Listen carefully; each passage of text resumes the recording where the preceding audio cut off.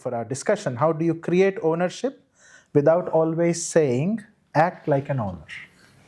And so this is an important challenge. And I was actually reflecting on this point, that how do we really build that kind of a culture, coming from a tradition of Jamshedpur, which is well established, like you heard before while we were interacting outside, a faculty like Professor Venugopal being there for 32 years.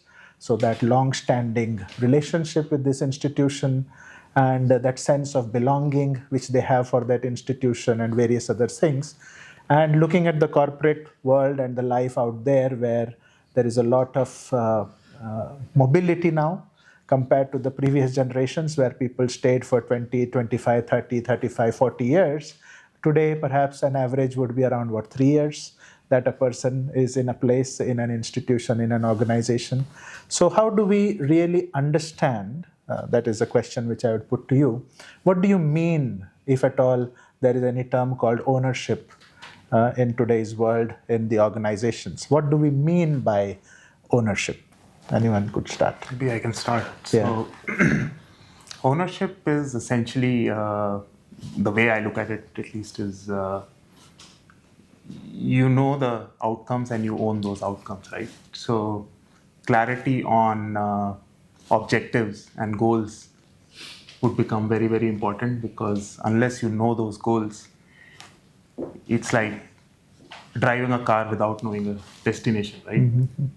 And then it's about having that autonomy, right? So knowing the what and a why, and explaining that in our setup to the teams, because I run a fairly decent sized team, is about spending a lot of time in explaining why you are doing certain things and what is going to be the impact, and maybe trusting the teams with how, in terms of how they would execute it. And then also giving them that psychological safety, right? We live in very uncertain times. There are technology changes happening, there is geopolitics, so on and so forth. So how do you overcome that fear of failure and see it as a learning opportunity and move forward? So yeah, that's how I'll put it. Yeah. Actually, in my mind, ownership is a shift in mind, in terms of when you're not owner for a task. Okay, and ownership is where you start looking at, how do I become more proactive on a certain thing, right? So if there's a mental shift of that kind which takes place, that's when you really have an owner and a potential business leader over there. So we all, in our position, we always have a lot of doers around us, right? And the task is about trying to communicate what to do, how efficiently to do.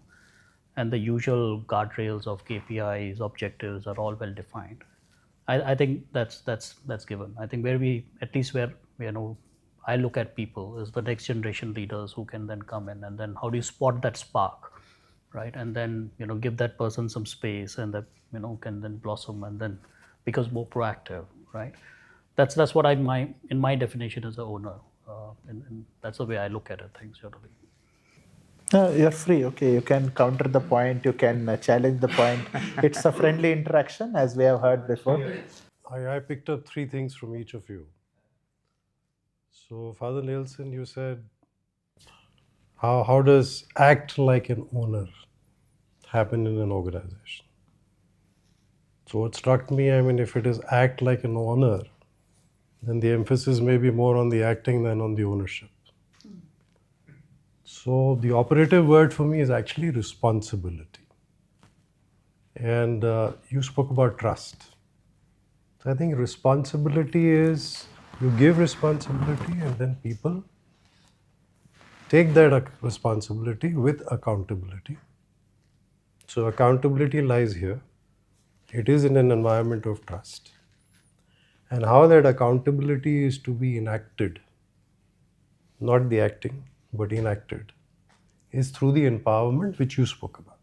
You said you have to give people space so that they can perform to their KPIs. So I was just trying to listen and link whatever I've heard so far. And it's interesting because the reality, and you spoke about 3 years being the average, right? That may vary. There will be organizations that have employees who are there for a really long time, like mine, where 15 years and 18 years and 25, someone has done 30 years, is a reality, right?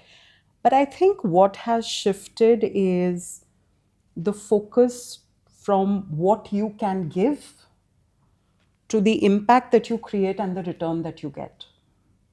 Today, ownership, when you say that we want people to be accountable for outcomes, then the question that is asked almost in the same breath is, I'll take those outcomes on, but what do I get? And there used to be a lot of patience, right? That over a period of time, if I prove myself and I, become invaluable to the ecosystem, I will get just rewards. But today there is some amount of, clarity that is expected upfront. I don't want to use words like impatience and things like that because, frankly, those are highly judgmental. I do believe that when it comes to ownership today, the conversation has shifted to impact very, very clearly, right? It's not just ownership for a bunch of things that need to get done, because more and more people are asking the question on why does it need to be done this way, right? Why can't we do it differently? Why can't we think about new ways of doing it, etc., right?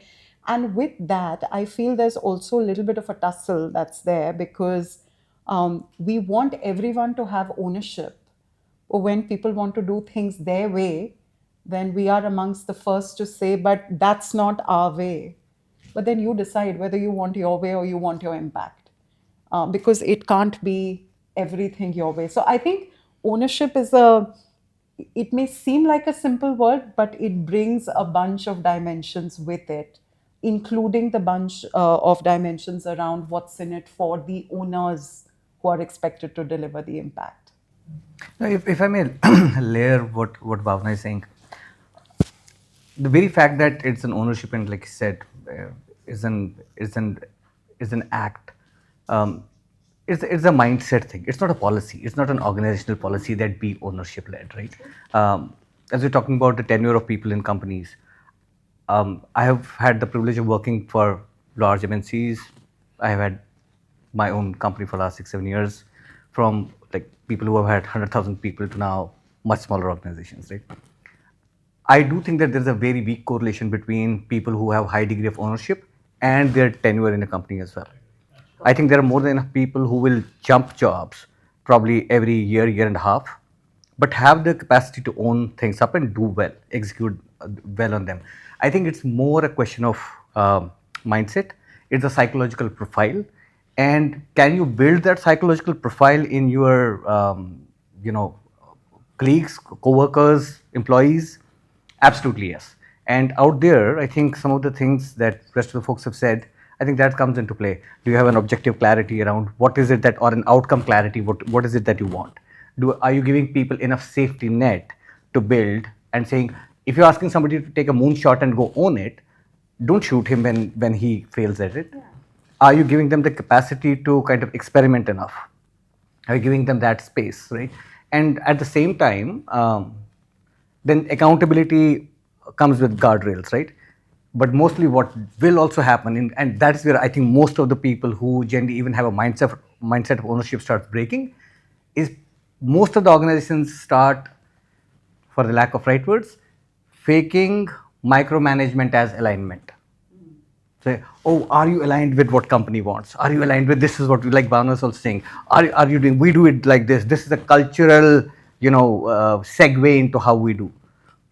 Well, I mean, if you want somebody to own an out and out, victory in something, you got to give them space. You got to give them everything else. So I think it's a mindset thing. It's a psychological profile that you have to build, and therefore becomes a lot more cultural to that extent, rather than a policy. Yeah, and for me, I think after listening to you all, and I really like what Bhavna said in terms of clash of the culture. But then from an organization perspective, it's also important that that when you are a big organization and you have to deliver on the shareholders' expectation and markets are expecting every quarter, I mean, creating a lot of ownership which is not directed towards what we want to achieve, it could create chaos in the company. So I think it starts from building an environment of trust from the top, and also giving the people space to play. But also, like, you cannot have everyone in the organization, say a big organization, that everyone starts acting as an owner. You have to give people the right environment and the right people the right say authority or to perform and deliver. And I think today's world, people are also focusing that, okay, what's in for me, and you can quickly spot people, and there will be people who will be like, they will be okay to do what's being told, but then there will be people who will be like, okay, I want more and I can drive this. So identifying those people and giving them, empowering them and keeping them engaged and creating the way of trust, I think that's how an organization can really benefit out of it, and for the people as well. So that's how I'll put I think for me, it's culture, and I'm going through this similar phase. I work with Gallagher Insurance Brokers, and in India, we are a small team. When I joined last year, we were 120 people. Now we are 260 odd people, and we've recruited 140 people, and it's all real cocktail. We recruited from different organizations. Now, how to get them? A sense of ownership is very important in our business. It's a very hardworking profile. People need to be aligned, to a thought process. Just to cite an example, I was with a large electronic manufacturing company yesterday, and I was talking to their director of finance, and I entered. I said, "What is the success recipe? Why you've grown so much, and you've tripled your turnover?" He says, "We give a lot of freedom," and he used the word ownership. He says, employees believe in this organization. I said, top 3 reasons. Why do they believe? Because I'm going through the similar phase. It's an important insight for me. He says, we give a lot of freedom to our colleagues. We allow them to innovate. They come up with anything. We don't say no. We say, let us evaluate. This is 1. 2, they are empowered a lot.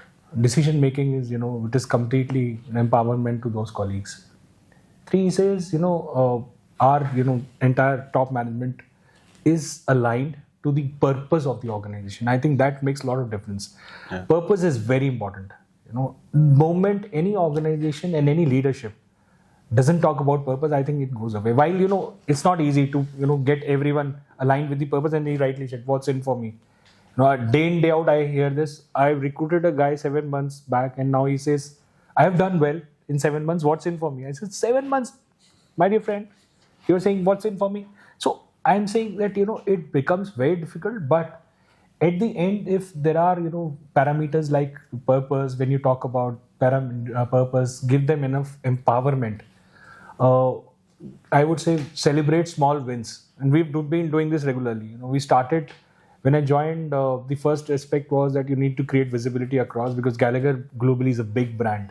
In India, we need to create that visibility across, and we started celebrating smallest of the wins. A 5,000 rupee win also was relevant for us. It still remains relevant, but we started celebrating each and every colleague. There were days when I used to get messages from colleagues, even at 12 in the night, sir, I've done 50,000 rupees of revenue. Can you put this in the group? So this is the belongingness to the entire ecosystem, doing cross-functional collaboration. So we started doing cross-functional collaboration across, getting various colleagues from different functions to deliberate, brainstorm, and that has probably helped. I would say we are not there, but at least 50% we have achieved that. It's not writing on the wall, but yes, there is an environment, there is a culture that we believe. So I think